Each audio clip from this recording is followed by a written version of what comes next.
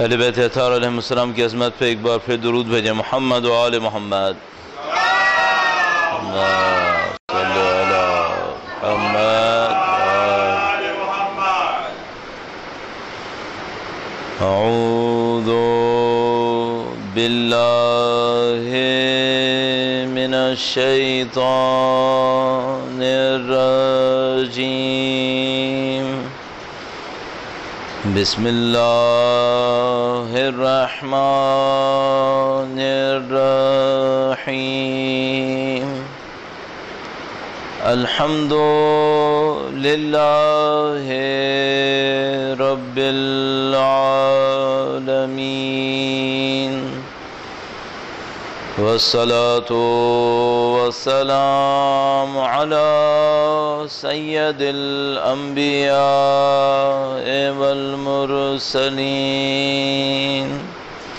حبیب الہ العالمین ابی القاسم محمد،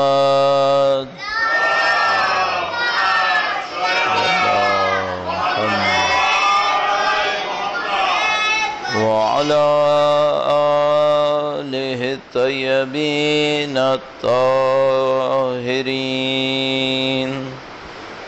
سیما بقیت اللہ فی الارضین۔ قال اللہ تعالی فی کتابہ الکریم، بسم اللہ الرحمن الرحیم، ام حسبت ان اصحاب الکہف والرقیم كانوا من آیاتنا عجبا۔ درود بھیجے گا محمد و آل محمد پر۔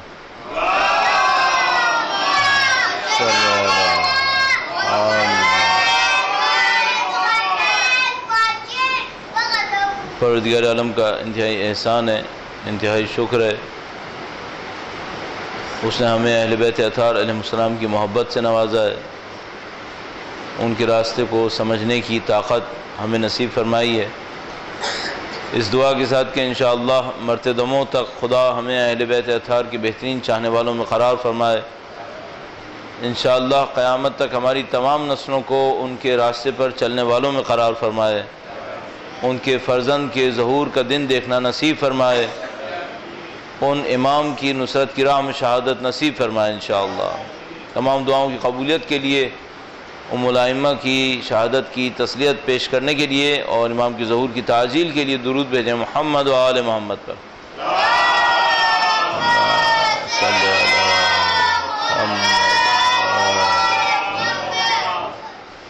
آج کا دن جمعے کا دن تھا، اور جمعے کا دن وقت کے امام کے نام سے منسوب ہے، اس اعتبار سے جمعے کے دن کے لیے مختلف اعمال انجام پاتے ہیں، اور اس دن میں کہیں نہ کہیں ہماری کوشش یہ ہو رہی ہوتی ہے کہ ہم اپنے امام کا ذکر کریں، چاہے وہ مختلف زیارتوں کی شکل میں ہو، کبھی دعاؤں کی شکل میں ہوتا ہے، کبھی جیسے کہ آپ نے صبح دعائے ندبہ پڑھی، اسی طرح لوگ زیارت آل یاسین پڑھا کرتے ہیں جمعے کے دن کے لیے، مختلف اعمال انجام دیے جاتے ہیں۔ اسی کے ساتھ ساتھ ذہن میں ایک سوال بھی آتا ہے، درود بھیجے گا محمد و آل محمد پر۔ صلی علی محمد۔ سوال یہ آتا ہے کہ ہم اپنے امام کی تیاری کے لیے کیا کریں، امام کی نصرت کیسے کریں؟ جب انشاءاللہ امام تشریف لائیں گے تو جو وہ حکم دیں گے ہم کر لیں گے انشاءاللہ، خدا متعال اس کی ہم سب کو توفیق نصیب فرمائے۔ انہوں نے بلایا کہ آ جاؤ لڑنے کے لیے، چلے جائیں گے۔ اگر انہوں نے کہا کہ فلاں کے ساتھ لڑو تو لڑیں گے، کہیں فلاں کے ساتھ بیٹھ جاؤ تو بیٹھ جائیں گے۔ سلم لمن سالمکم حرب لمن حاربکم۔ یہاں پہ یہ بات بھی عرض کرتا چلوں، ہم میں سے بعض لوگ ہوتے ہیں جن کی طبیعت میں، ان کی ذات میں جنگ ہوتی ہے، تو وہ ہمیشہ جنگ کرنا چاہتے ہیں، بعض کے اندر طبیعت میں جنگ کرنا نہیں ہوتی تو وہ کبھی جنگ نہیں کرنا چاہتے. ایمان یہ نہیں ہوتا کہ میری طبیعت کیا کہہ رہی ہے، ایمان یہ ہوتا ہے کہ دین مجھ سے کیا مانگ رہا ہے. اگر دین مانگ رہا ہے کہ جنگ کرو تو جنگ کرو، اگر دین مانگتا ہے کہ صلح کرو تو صلح کر لو.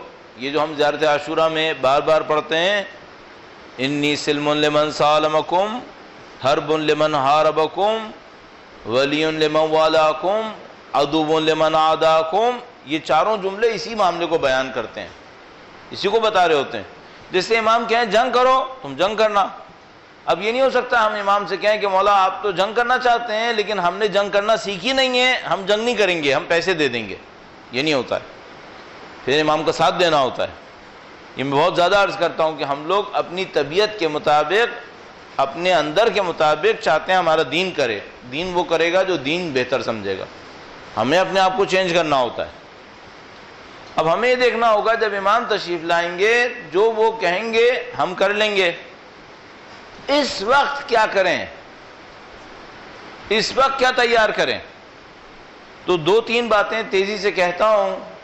اصل موضوع یہ نہیں ہے، اصل موضوع آج بچوں کی تربیت کے اوپر بات کرنا چاہ رہے ہیں، لیکن اسی سے ملانے کے لیے 2-3 باتیں سوچتے ہیں. مثلا کیا امام ہم سے دولت مانگ رہے ہیں؟ اس کو میں جب یہاں پہنچتا ہوں تو یہ کہہ دیتا ہوں کہ میں ایک دفعہ ایک سینٹر میں گیا، وہاں پہ پیسہ بہت تھا، وہ پیسہ خرچ نہیں کرتے تھے.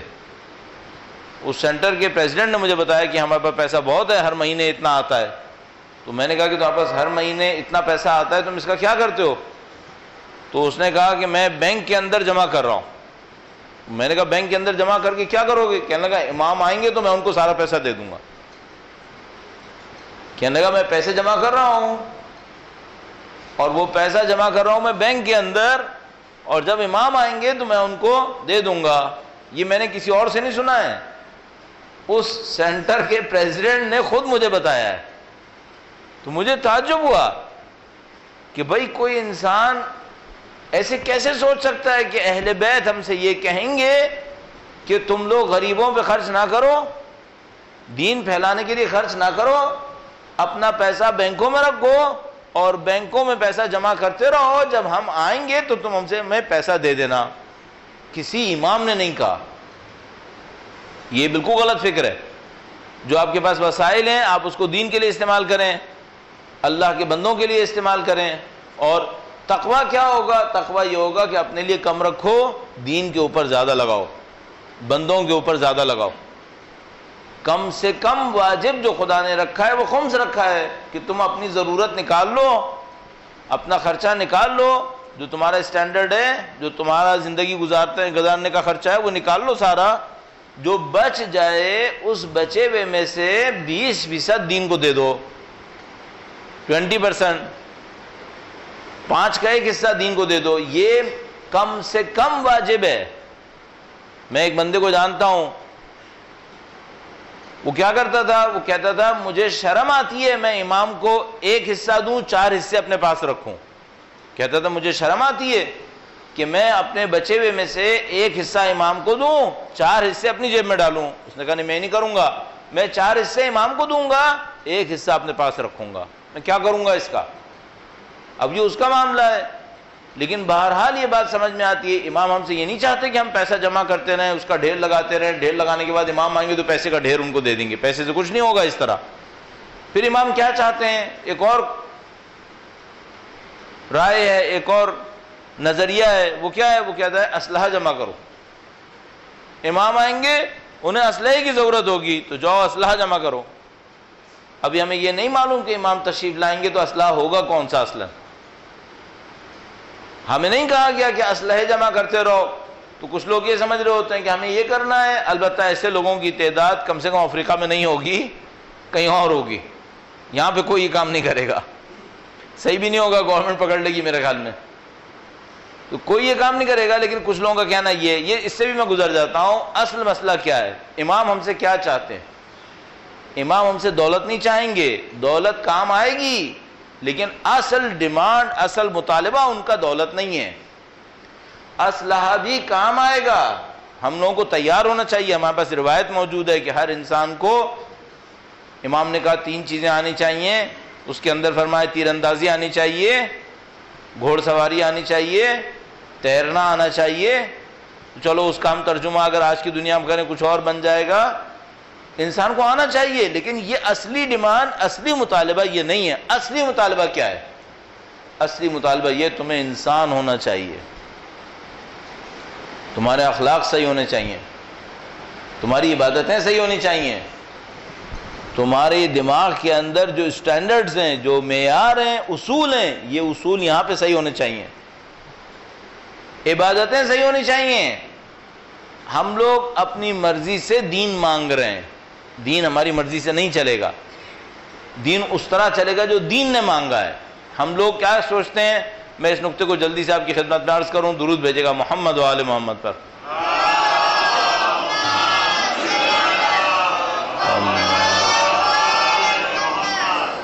ہم لوگ دین میں سے شارٹ کٹ, آسان راستہ اپنے لیے رکھ لیتے ہیں. مثلا اگر مجھ سے کوئی پوچھے نماز پڑھنا ہے یا بغیر نماز پڑھے چل جائے گا, تو لوگ کیا چاہیں گے؟ لوگ یہ چاہیں گے بغیر نماز پڑھے چل جائے کسی طرح. اچھا چلو فرض پتہ چلا کہ نہیں بھائی نماز تو پڑھنی پڑے گی. اب نماز پڑھنی پڑے گی تو نماز کو بغیر توجہ کے پڑھ لے یا توجہ کے ساتھ پڑھے؟ توجہ کے ساتھ پڑھنا سخت ہے, تو سوچتا ہے بغیر توجہ کے پڑھ لوں, بس کسی طرح پڑھ لوں, معاملہ ختم. پھر ایک اور مسئلہ بھی ہے, نماز تو تم نے پڑھ لی, یہ جو خدا کہتا ہے اقیموا الصلاۃ, اس کا کیا مطلب ہے؟ پورے قرآن کریم میں کہیں نہیں آیا. عربی میں قرات کہتے ہیں پڑھنے کو, اقرأ بسم ربک الذی خلق, پڑھو. ایک جگہ بھی قرآن کریم میں نہیں آیا اقرأ الصلاۃ, نماز پڑھو, نہیں آیا, کبھی نہیں آیا. جہاں کہیں نماز کے اندر آیا وہ کیا آیا ہے؟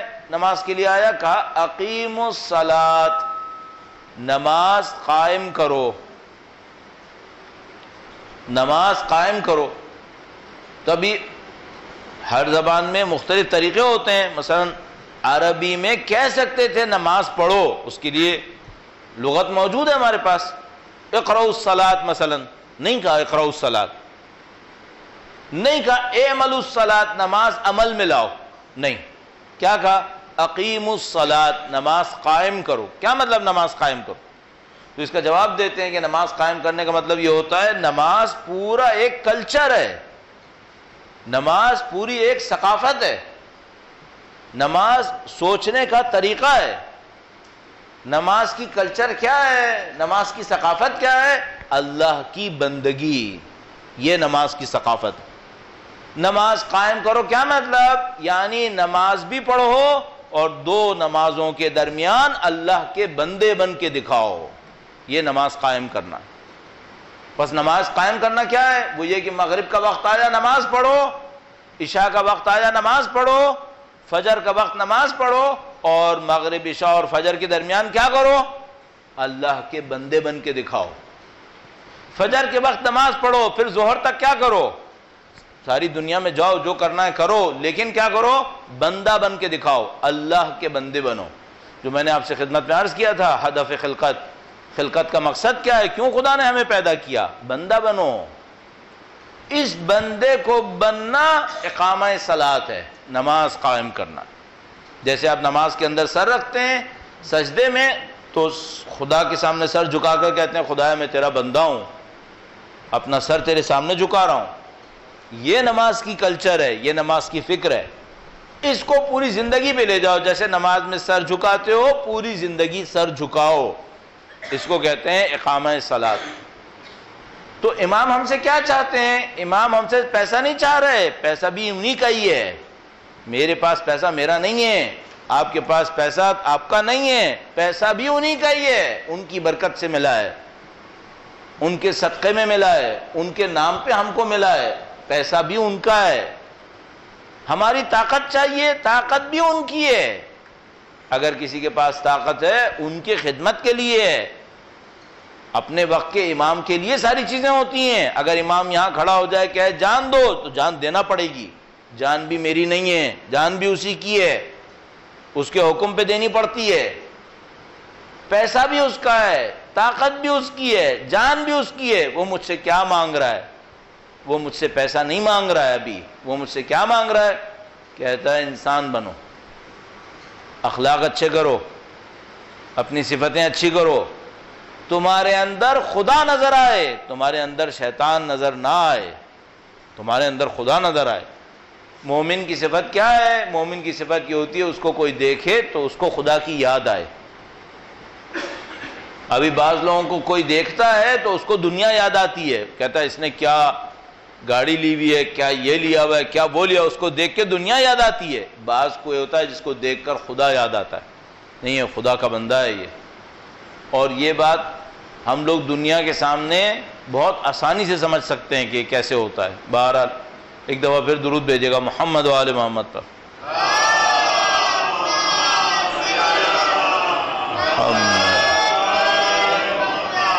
اب ایک مسئلہ اور بھی ہے، امام ہم سے چاہتے ہیں کہ ہم اسلام کو اپنے اندر لے کر آئیں، اللہ کی صفتیں اپنے اندر لے کر آئیں۔ ہم سے بھی چاہتے ہیں، ہماری اولاد کے اندر بھی چاہتے ہیں۔ ہمارے اوپر دو ذمہ داری ہیں مرد ہونے کے ناطے، اپنی ذمہ داری بھی ہے، اہل خانہ کی ذمہ داری بھی ہے۔ قُوْ أَنفُسَكُمْ وَأَهْلِيكُمْ مِنَ النَّارِ، اپنے آپ کو بھی بچاؤ آتش جہنم سے، جہنم کے عذاب سے اپنے آپ کو بھی بچاؤ، اپنے اہل خانہ کو بھی بچاؤ۔ اللہ نے خاندان کو اتنی اہمیت کیوں دی ہے؟ میں نے آپ سے کہا تھا کہ مغرب کی دنیا کے اندر خاندان ختم ہو رہا ہے۔ یہ جو خاندان ہوتا ہے یہ تربیت دینے کا انسٹیٹیوشن ہوتا ہے، ادارہ ہوتا ہے، یہاں پہ تربیت ہوتی ہے ساری۔ جیسے آپ کے یہاں اسکول ہے، کالج ہے، یونیورسٹی ہے، اس کے اندر تربیت ہوتی ہے، اخلاق کی تربیت، انسان کی تربیت خاندان میں ہوتی ہے۔ تو خدا سارے کام کرتا ہے، خاندان کو بچاتا ہے۔ کہتا ہے حلال چیزوں میں اللہ کے رسول نے ارشاد فرمایا، ان کی ذات پہ درود بھیجیں محمد و آل محمد۔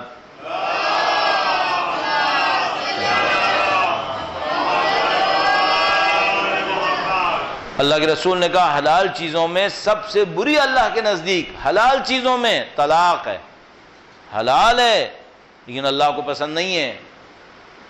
کیوں طلاق اللہ کو پسند نہیں ہے؟ خدا پسند نہیں کرتا خاندان ٹوٹے۔ خاندان ٹوٹے گا، بچوں کے اوپر برا اثر پڑے گا، بچوں کی تربیت نہیں ہو پائے گی، بچے کی تربیت نہیں ہو پائی تو سوسائٹی خراب ہو جائے گی، معاشرہ خراب ہو جائے گا۔ یہ امپورٹنٹ ہے، اہم ہے کہ آپ کا خاندان اچھا خاندان ہو۔ تو آپ کو امام کی طرف سے ذمہ داری ملی ہے، دو ذمہ داریاں، اپنے آپ کو صحیح کرو، دوسری بات اپنے خاندان کو بھی صحیح کرو، اپنے خاندان کو بھی صحیح کرو۔ اچھا اب میں بچوں کو صحیح کرنا چاہتا ہوں، بچے صحیح کیسے ہوں گے؟ اب جو میرا ٹاپک ہے وہ یہاں پر ہے، بچوں کی تربیت کیسے ہوگی؟ یہ دنیا کا سخت ترین کام ہے، انسان بننا دنیا کا سخت ترین کام ہے۔ کوئی مجھ سے پوچھے بھائی پیسے کمانا مشکل ہے، میں کہوں گا ہاں مشکل ہے، لیکن انسان بننے کے مقابلے میں پھر پیسہ کمانا بہت آسان ہے۔ کوئی مجھ سے پوچھے ایجوکیشن مشکل ہے، میں کہوں گا ہاں ایجوکیشن بھی مشکل ہے، کوئی پی ایچ ڈی کرے آسان نہیں ہے، ماسٹرز کرے آسان نہیں ہے، لیکن انسان بننے کے مقابلے میں ایجوکیشن بہت آسان ہے۔ انسان بننے کے مقابلے میں پیسہ کمانا آسان ہے، ایجوکیشن لینا آسان ہے، ملک کا صدر بنے، طاقتور بنے، یہ آسان ہے یا مشکل ہے؟ میں کہوں گا مشکل ہے، لیکن انسان بننے کے مقابلے میں بہت آسان ہے، طاقت بھی آسان ہے، انسان بننا سب سے مشکل ہے۔ اور اس خاطر اللہ نے فرمایا قد افلح من زکاہا وقد خاب من دساہا، یہ کام مشکل کام ہے۔ اچھا اب آپ نے دو کام کرنے ہیں، آپ نے خود بھی انسان بننا ہے اور جو بچے اپنے پاس ہیں ان کو بھی اچھا انسان بنانا ہے۔ کام بہت مشکل ہے۔ اور ایک دو باتیں اور عرض کر کے اس ٹاپک کو آگے بڑھاتا ہوں، وہ یہ کہ بچے بہت تیز ہوتے ہیں، بچے بہت تیز ہیں، آج کی دنیا کے بچے تو بہت استاد ہیں، ایک ایک چیز پکڑتے رہتے ہیں، ایک ایک چیز نوٹ کرتے رہتے ہیں۔ مثلا اگر میں باپ ہوں تو میرے بچے میری ساری چیزوں کو نوٹ کرتے رہیں گے، دیکھتے رہیں گے۔ میں ایک مثال آپ کی خدمت میں عرض کرتا ہوں، درود بھیجے گا محمد و آل محمد پر۔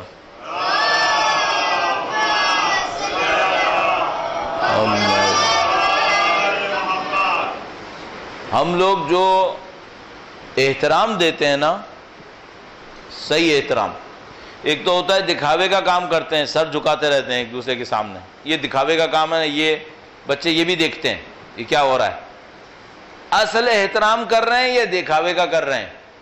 دکھاوے کا تو سمجھ میں آتا ہے نا، صرف دکھانے کے لیے۔ بچے ہر چیز نوٹ کرتے رہتے ہیں۔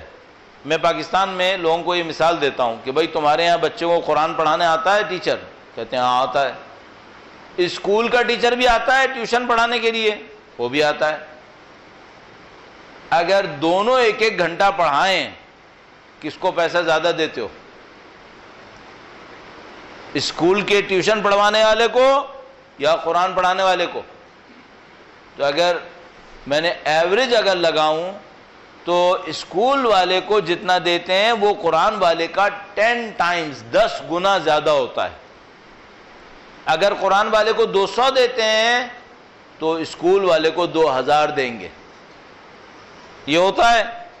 اچھا بچے کو اگر چھٹی کرنی ہو تو کس کی چھٹی پہلے کر دے گا؟ قرآن والے کی چھٹی پہلے کر دے گا کہ اس کو بھیج دو، کوئی بات نہیں، اسکول والا اس کو پڑھنا بہت ضروری ہے۔ اس کے بعد بچہ دین کو اہمیت دے گا؟ کبھی بھی نہیں دے گا۔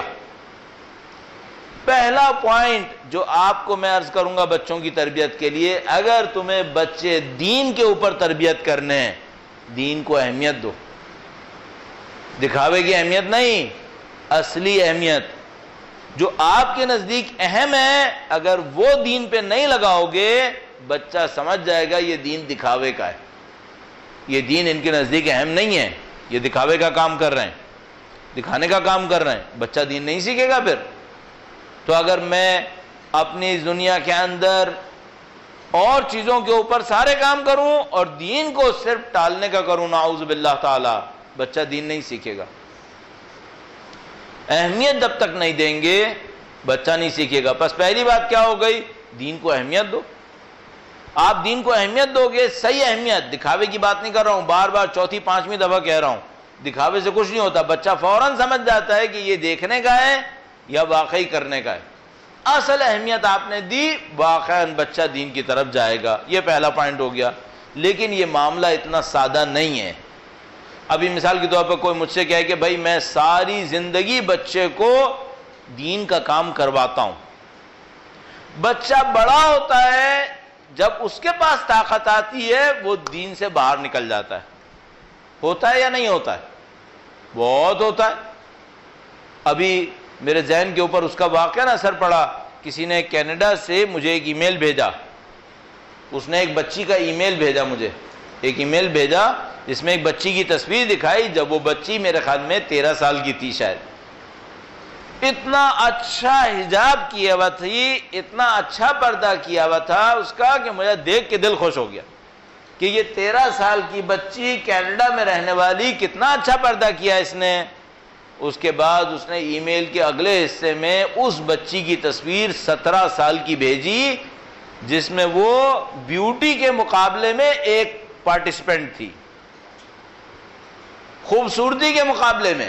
اب بتاؤ جو خوبصورتی کے مقابلے میں بچیاں جاتی ہیں ان کا کیا حشر ہو رہا ہوتا ہے۔ وہ تصویر بھیج دی اس نے۔ اس کے بعد اس نے ایک سوال کیا کہ جو بچی 13 سال کی عمر میں اتنا اچھا پردہ کر رہی تھی، 17 سال تک آتے آتے یہ کہاں پہنچ گئی؟ یہ کیوں ہوا؟ جو بچی 13 سال میں پردہ کر رہی تھی، کیا اس کے والدین نے اس کو پردہ نہیں کروایا ہوگا؟ پردہ کروایا تھا۔ اتفاقاً وہ جو تصویر دکھائی تھی اس میں وہ اپنے سینٹر کے اندر کوئی چیز پڑھ رہی تھی، شرکت بھی کرتی تھی، سارے کام کرتی تھی، پھر 17 سال کی عمر تک آتے آتے سب غائب۔ اور سب غائب کیسا غائب؟ وہ بیوٹی کے مقابلے میں چلی گئی۔ یہ کیسے ہو گیا؟ ہمیں اور آپ کو فوراً سوچنا پڑے گا کہ بھئی یہ صرف سامنے چیزوں کی عادت ڈالنے سے معاملہ حل نہیں ہوگا۔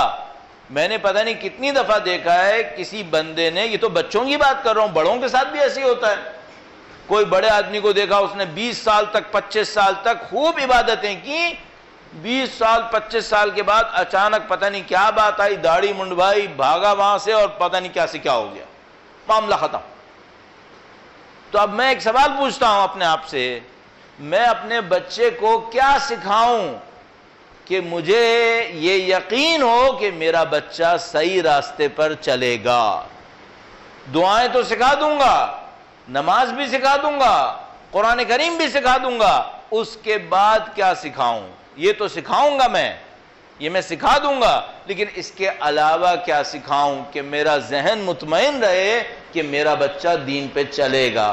یہ بہت اہم ٹاپک ہے، اس کے اوپر ابھی پاکستان میں نے ایک عشرہ تقریباً پڑھا ہے اسی مسئلے کے اوپر کہ بچوں کو کیا سکھانا ہے۔ یہاں پہ ہم نے صرف ایک دن کے اندر چند منٹ میں ساری باتیں کہنی ہے، تو کچھ پوائنٹس اس میں کہہ دوں گا۔ درود بھیجیں محمد و آل محمد پر۔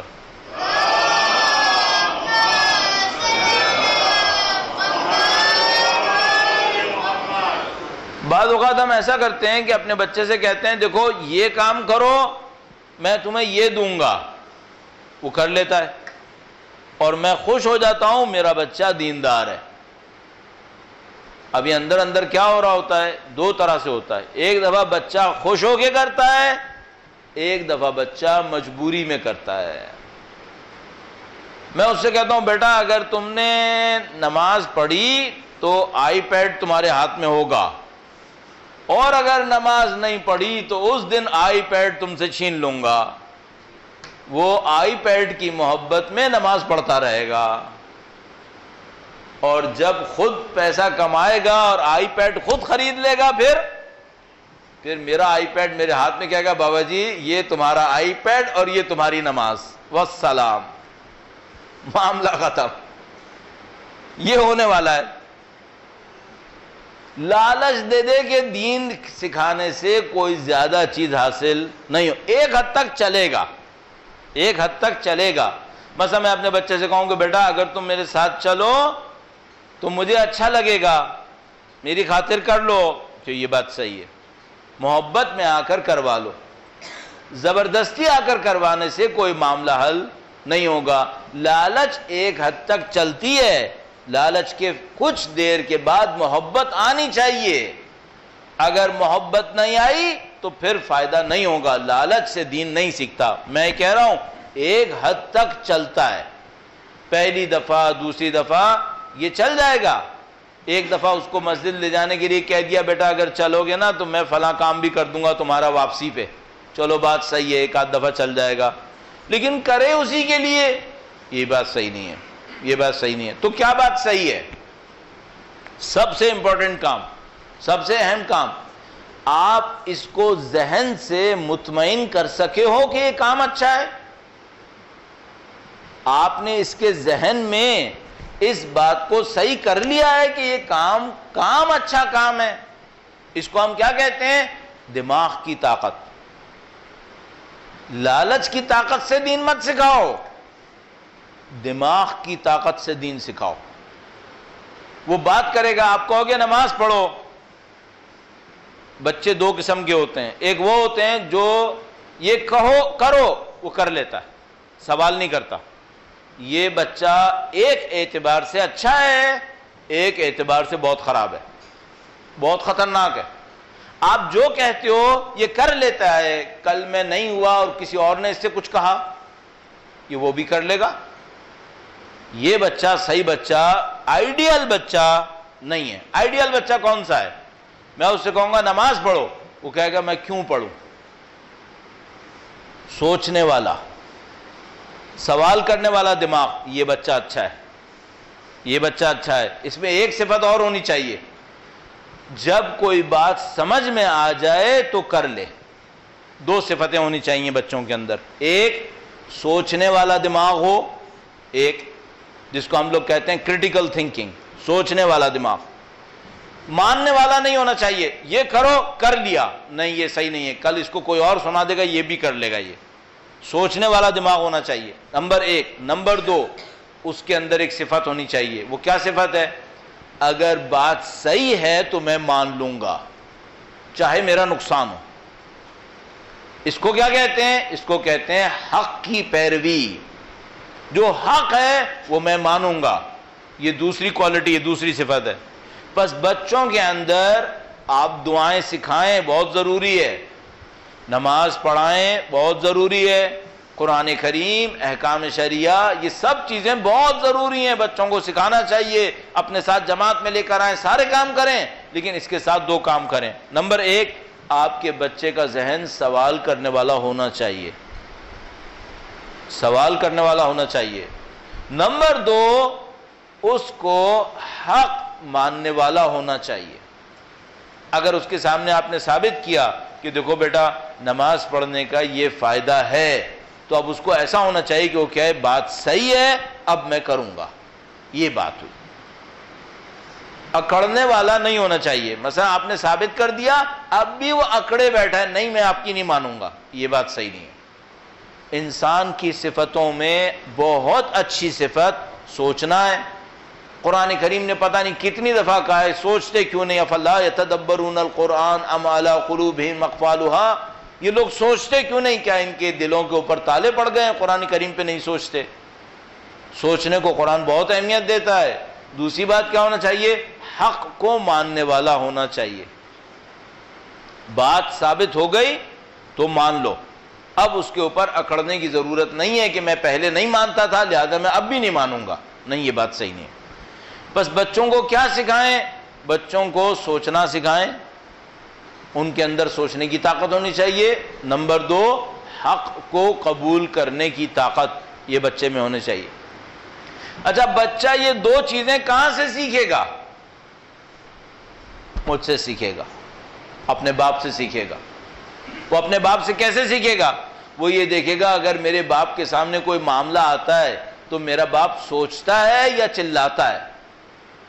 اگر وہ دیکھے گا میرا باپ چیخنے چلانے لگتا ہے تو وہ سیکھے گا اپنی زندگی کے لیے کہ مجھے چیخنا چلانا چاہیے, سوچنے کی ضرورت نہیں ہے. اگر وہ دیکھے گا نہیں, جب بھی کوئی معاملہ آتا ہے میرا باپ پہلے سوچتا ہے, تو وہ سوچنا سیکھے گا. پھر وہ ایک اور بات سیکھے گا, جب میرے باپ کے سامنے کوئی چیز ثابت ہو جاتی ہے تو وہ تسلیم کرتا ہے یا نہیں کرتا ہے, یا اکڑ کے بیٹھ جاتا ہے, کہتا ہے میں نے پہلے یہ کہا تھا اب بھی یہی کہوں گا, مرد کی ایک زبان ہوتی ہے. نہیں, یہ کیا جملہ ہے, پتہ نہیں کہاں سے ہمارے معاشرے میں آ گیا, مرد کی ایک زبان ہوتی ہے. ہاں, حق کی ایک زبان ہوتی ہے, لیکن مرد نے اگر پہلی دفعہ غلط کہہ دیا تو کیا ساری زندگی غلط کہتا رہے گا؟ یہ کون سا مرد کی زبان ہوئی؟ مرد کی زبان ایک زبان نہیں ہوتی, مرد کی زبان حق کی زبان ہوتی ہے. جو حق ہوتا ہے وہ مان لیتا ہے. حضرت حر پہلے عمر سعد کے لشکر میں تھے, شب عاشور چھوڑ کر آ گئے, تو کوئی کہے حر تم مرد کی زبان ایک زبان ہوتی ہے, تو حر جواب میں کیا کہیں گے؟ مرد کی زبان حق کی زبان ہوتی ہے. جب مجھے پتا تھا کہ وہ صحیح ہے تو میں اس کے ساتھ تھا, جب مجھے پتا چلا کہ نہیں یہ غلط ہے تو میں امام کے ساتھ آ گیا. مرد کی زبان حق کی زبان ہوتی ہے. اپنے بچوں کو یہ سکھانا پڑے گا. بس پہلی چیز کیا سکھائیں؟ عبادتیں سکھائیں, نمازیں سکھائیں, دعائیں سکھائیں, قرآن کریم پڑھے, یہ سارے کام ہوں, جماعت میں آئے, پروگرام میں آئے, یہ ساری چیزیں ہوں. اس کے ساتھ کیا ہو؟ سوچنے والا دماغ, ماننے والا, بلا وجہ میں مان جائے, یہ نہیں ہونا چاہیے. کبھی مت کیجیے گا وہ سوال کرے آپ کہیں بس کوئی سوال نہیں, جو میں کہہ رہا ہوں وہ کر لو, یہ صحیح نہیں ہے, یہ بات غلط ہے.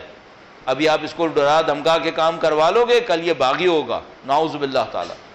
تو پہلی بات سوچنے والا دماغ ہونا چاہیے. دوسری بات حق کو قبول کرنے والا انسان ہونا چاہیے. اور یہ دونوں باتیں کہاں سے سیکھے گا؟ یہ مجھ سے اور آپ سے سیکھے گا. اور ایک اور بات بھی بتا دوں, یہ میاں بیوی کے تعلقات سے بھی سیکھے گا, ماں باپ کے تعلقات سے بھی سیکھے گا. وہ دیکھے گا میری ماں نے ایک دفعہ ایک بات صحیح کہی اور میرے باپ نے نہیں مانی کیونکہ وہ اڑ کے بیٹھ گیا کہ میں کہہ رہا ہوں ایسے ہوگا. وہ سیکھے گا کہ اچھا مرد وہ ہوتا ہے جو اکڑ کے بیٹھ جاتا ہے, صحیح بات نہیں مانتا. یہ بات صحیح نہیں ہے. اگر بیوی صحیح بات کہہ رہی ہے مان لو, ہاں ٹھیک ہے تیری بات صحیح ہے, میں مانتا ہوں میں نے غلط کیا, اور ماں کو بھی ایسے ہی ہونا چاہیے. اگر شوہر ایک بات صحیح کہہ رہا ہے اور وہ ایک بات غلط کہہ رہی ہے تو مان لے کہ ہاں ٹھیک ہے، تم نے صحیح کہا تھا، میں نے غلط کیا تھا، مانتا ہوں کہ غلط کیا، یا مانتی ہوں میں نے غلط کیا. تو بچے سب سیکھتے ہیں، بچے ہماری زندگی سے سیکھتے ہیں. ہمیں ان کو یہ سکھانا چاہیے. اس بات کو آپ نے دیکھ لیا. اب ایک اور پوائنٹ اس میں اضافہ کروں گا، درود بھیجے گا محمد و آل محمد پر. اللہم صلی علی محمد و آل محمد. اچھا بچے کو ہم یہ سکھائیں گے کب؟ ابھی ہوتا یہ ہے کہ باپ صبح ہی صبح گھر سے نکل جاتا ہے، سارے دن گھر سے باہر رہتا ہے، شام کو تھکا ہوا واپس آتا ہے. تو جب وہ واپس آنے لگتا ہے تو ماں بچوں کو چھپا دیتی ہے، کہتا ہے چھپ جاؤ چھپ جاؤ، شیر آ رہا ہے بس، کیونکہ یہ آئے گا اور اگر تم نے کوئی کام کیا تو ایسا چلائے گا، ایسا مارے گا، چھپ جاؤ چھپ جاؤ. اس سے بچہ کب سیکھے گا بھائی؟ بجائے یہ کہ بچہ سیکھے، بچے کو لگنے لگتا ہے میرا باپ کوئی ہٹلر ہے، جیسے ہی آتا ہے سب کو بھاگ جانا چاہیے. ایسے نہیں ہو سکتا ہے. یہاں پہ کیا چیز چاہیے؟ یہاں پہ ایک اور بہت بڑا پوائنٹ چاہیے سکھانے کے لیے. کب سکھا پاتا ہے انسان؟ میں نے مختلف لیولز پہ پڑھایا ہے، 6 کلاس، 6ٹھی کلاس سے لے کے ماسٹرز تک میں نے پڑھایا ہے، اسکول میں، کالج میں، یونیورسٹی میں. اتنا پڑھانے کے بعد مجھے ایک بات سمجھ میں آئی ہے.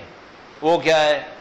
اگر بچہ ٹیچر سے محبت دیکھتا ہے اس سے سیکھ لیتا ہے، اور اگر بچہ اپنے ٹیچر میں، اپنے استاد میں محبت نہیں دیکھتا پھر نہیں سیکھتا، پھر بھاگ جاتا ہے.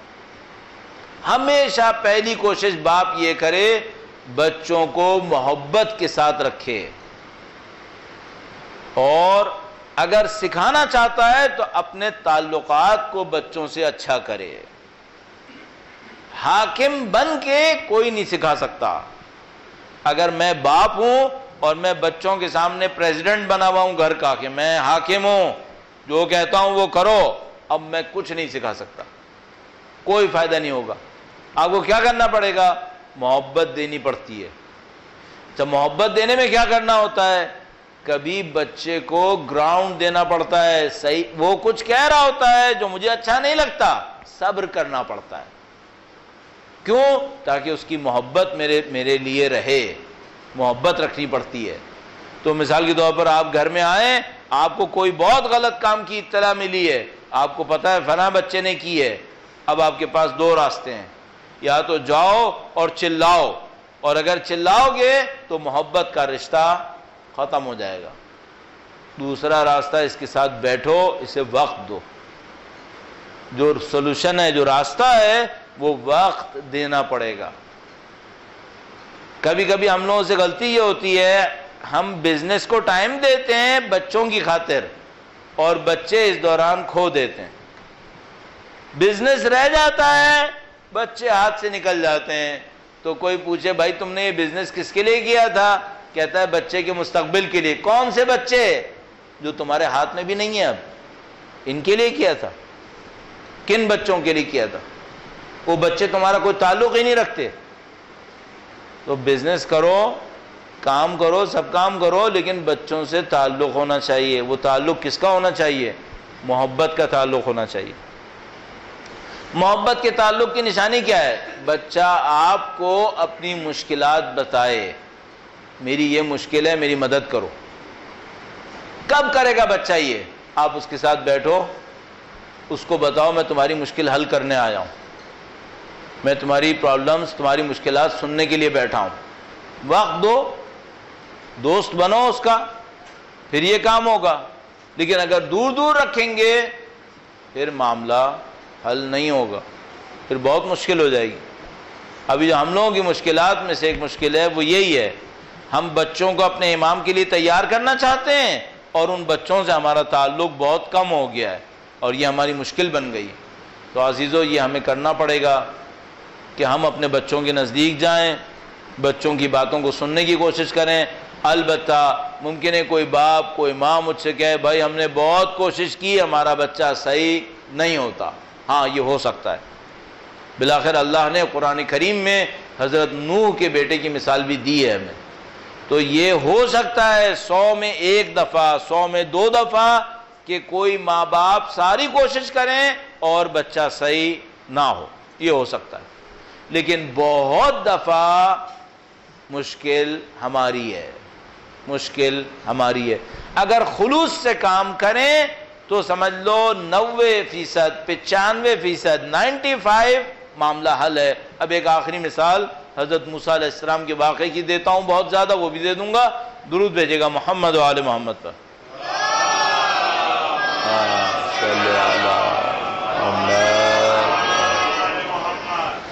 آپ اور میں اگر خدا کے لیے خلوص سے کام کریں، ہماری اولاد کہیں نہیں جائے گی، ہماری اولاد ہمارے پاس رہے گی، تربیت بھی صحیح ہو جائے گی۔ حضرت موسیٰ علیہ السلام کا واقعہ جو حضرت خضر کے ساتھ ہے، یہ بہت مشہور ہے کہ وہ لوگ بھوکے تھے، ایک گاؤں میں پہنچے تو گاؤں والوں نے کہا ہم تمہیں مہمان نہیں بنا رہے، جاؤ بھوکے رہو۔ حضرت خضر نے دیکھا ایک دیوار گر رہی ہے، وہ گئے، انہوں نے دیوار کو صحیح کر دیا، دیوار کو دوبارہ سے بنا دیا۔ حضرت موسیٰ علیہ السلام نے حضرت خضر سے کہا کہ بھائی جب تم نے مزدوری کرنی تھی تو پہلے اس سے پیسہ طے کر لیتے، کھانے کو کچھ ہے نہیں، یہ مہمان بھی نہیں بناتے یہ لوگ، تو کم سے کم پیسہ طے کر لیتے، 4 پیسے مل جاتے تو ہم کھانا تو کھا لیتے۔ تو حضرت خضر نے کہا کہ یہاں سے ہمارا تمہارا معاملہ ختم، تم پہ صبر نہیں ہو سکتا ہے، اور اب میں تم کو بتاتا ہوں کہ ساری کہانی کیا تھی۔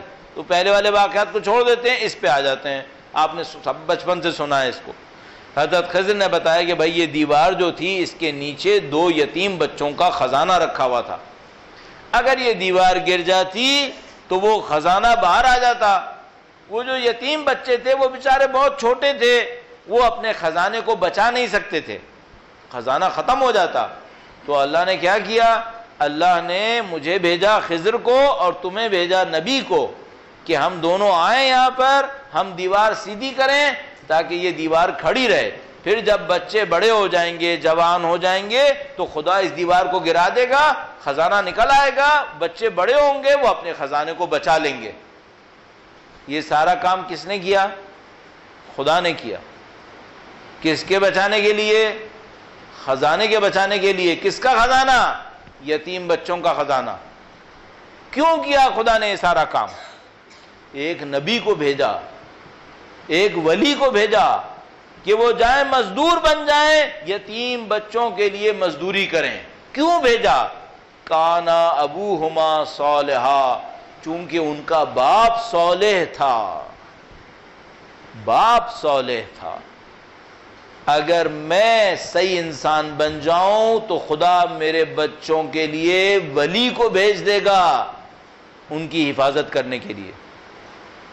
ابھی میں اور آپ کیا کر رہے ہیں؟ زیادہ تر میں اور آپ انشورنس جمع کرواتے ہیں، بزنس جمع کرتے ہیں، زمینیں خریدتے ہیں، جائیدادیں بناتے ہیں کہ بچوں کے کام آئیں گی، اور قرآن کیا کہہ رہا ہے؟ کہہ رہا ہے یہ سب تو تم کر لو سو کر لو، لیکن پہلے اپنے عمل کو صالح کرو، عمل صالح کرو تاکہ خدا تمہارے بچوں کے کام آئے۔ تو عزیزان محترم، آپ اور میں اگر اپنے عمل کو صحیح کریں گے تو خدا متعال ہماری اولاد کو خود بخود صحیح لے کر آئے گا۔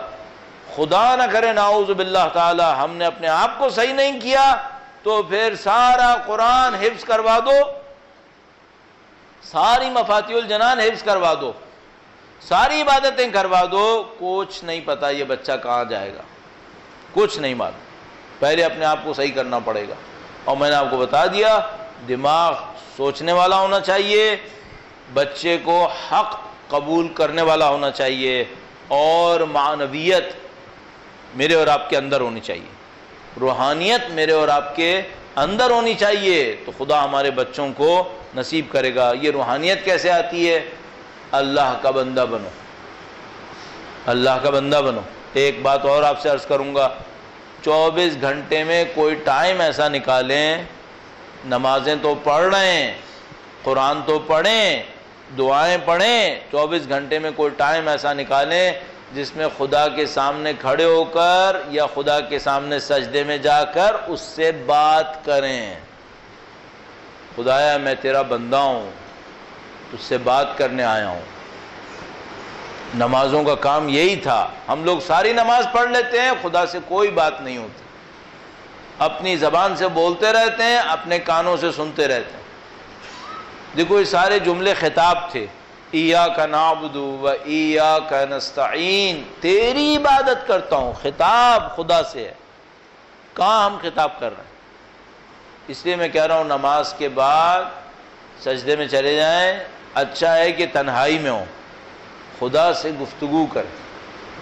یا مثلا نماز شب میں دعائے قنوت کے اندر ہاتھ پھیلائیں اور خدا سے گفتگو کریں. خدا میں تیرا بندہ ہوں, تجھ سے بات کرنے آیا ہوں. ابھی مجھ سے کوئی کہے گا میں خدا سے کیا بات کروں, ساری دنیا سے باتیں کرتے ہو, خدا سے نہیں معلوم کیا بات کروں. خدا سے ہی بات کرو. دنیا سے باتیں کر کے دل کو سکون ملتا ہے, خدا سے بات کر کے نہیں ملے گا. یہ جو عرفاء اہل بیت اتنی دنیا کی سخت ترین مصیبتیں اٹھا لیتے ہیں, یہ کیسے برداشت کرتے ہیں مصیبتیں؟ ان کا دل خدا کے سامنے پہنچ کے ٹھنڈا ہو جاتا ہے, مصیبتیں ان پہ اثر نہیں ڈالتی.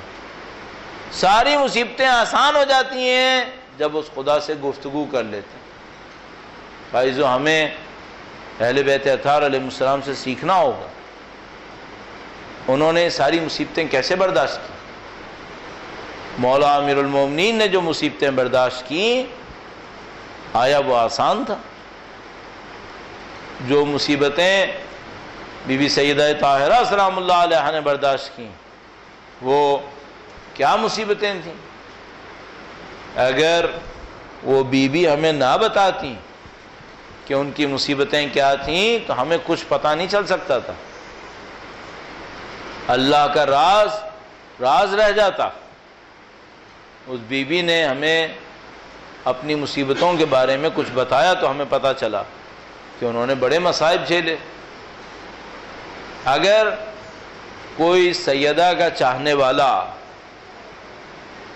ان کا واقعی چاہنے والا, صرف ایک بات کو سوچے جو سیدہ نے ہم سے کہی ہے کہ مجھ پر وہ مصائب ٹوٹے جو اگر پہاڑوں پر ٹوٹتے تو پہاڑ چکنا چور ہو جاتے.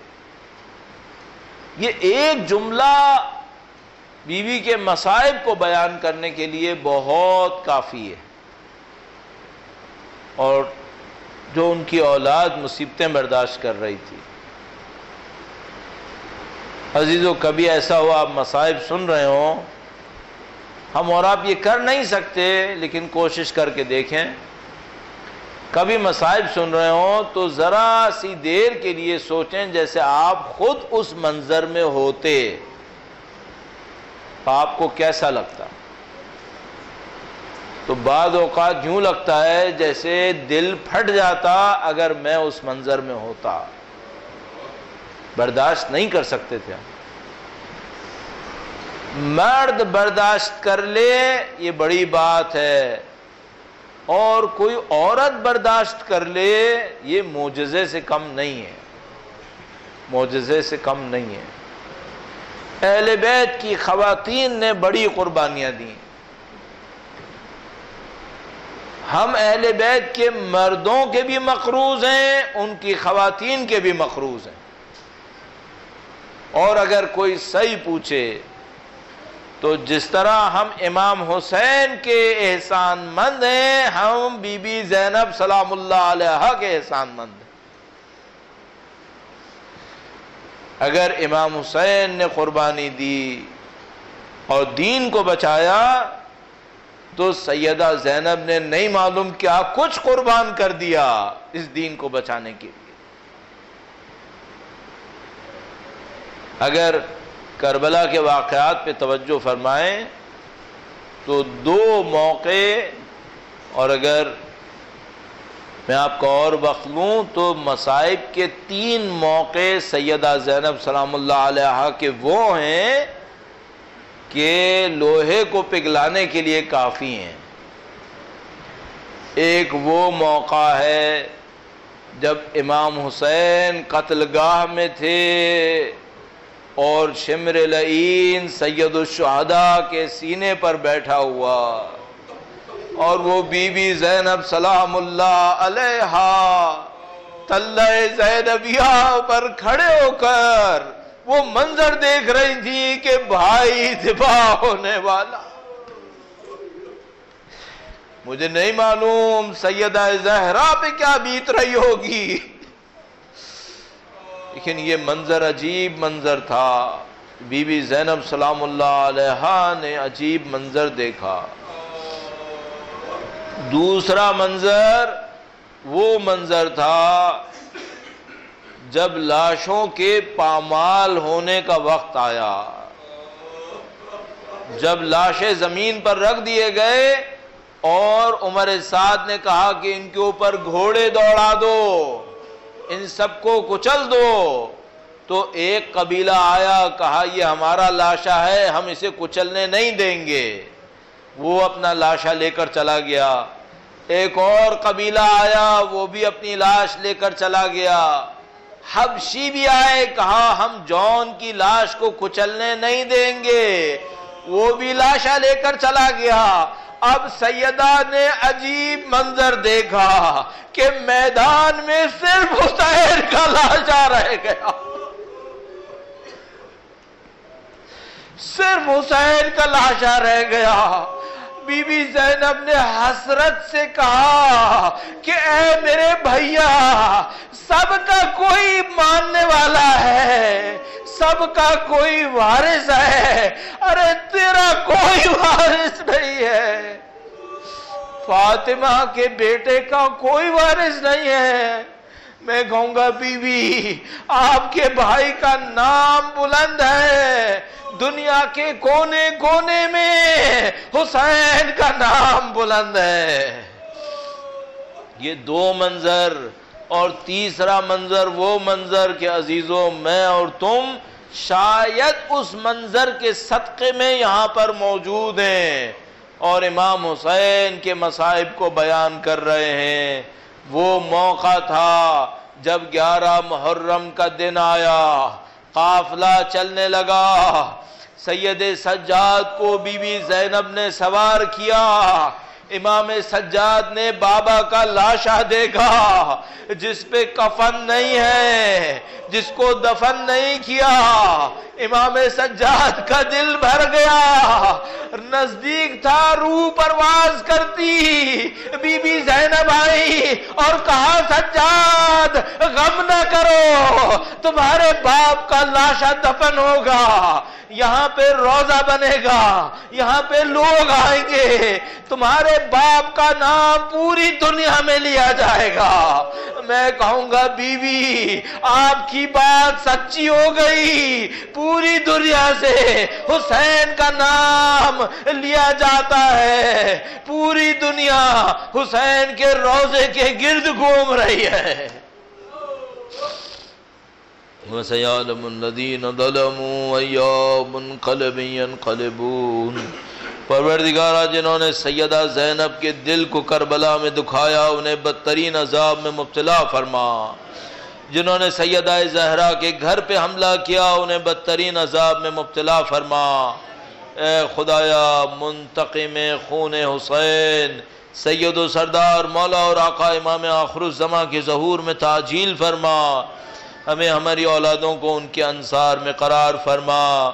ہماری زندگیوں کا اختتام ان کی نصرت کی راہ میں شہادت قرار فرما. ربنا تقبل منا انک انت السمیع العلیم بجاہ محمد و آلہ الطاہرین.